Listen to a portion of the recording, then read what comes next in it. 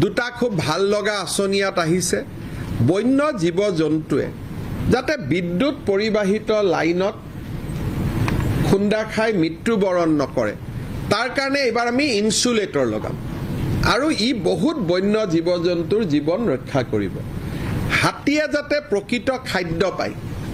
তাৰ কাৰণে আমি নেপিয়াৰ গ্ৰাছ লগাম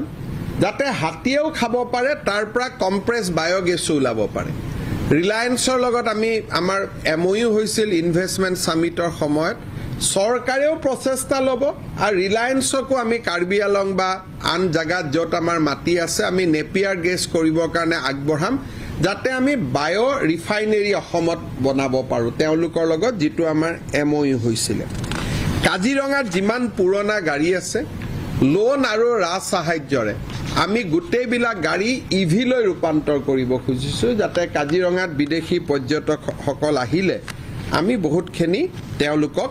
সুবিধা দিব পাৰোঁ বিপ্লৱ শৰ্মা কমিটিৰ ৰিপৰ্টৰ ওপৰত আমি আলোচনা কৰিছোঁ তিনিটা কথাৰে মই সামৰণি মাৰিম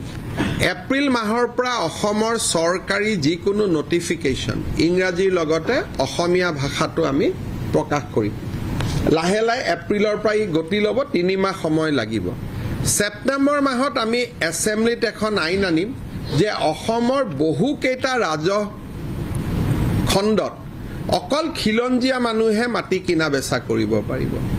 আৰু এখন আমি ইয়াতে সিদ্ধান্ত আনিছোঁ ইণ্টাৰ ৰিলিজিয়ন ল্যান্ড ট্ৰান্সফাৰ চৰকাৰ বা মুখ্যমন্ত্ৰীৰ অনুমোদনতহে হ'ব পাৰিব হিন্দুৱে মুছলমানক মাটি বিক্ৰী কৰা মুছলমানে হিন্দুক মাটি বিক্ৰী কৰা এইটো চৰকাৰ বা মুখ্যমন্ত্ৰীৰ অনুমোদনতহে হ'ব পাৰিব তাৰ বিষয়েও বাজেটত আমি কৈছোঁ এটা সৰু কথা কিন্তু বহুতখিনি সুবিধা হ'ব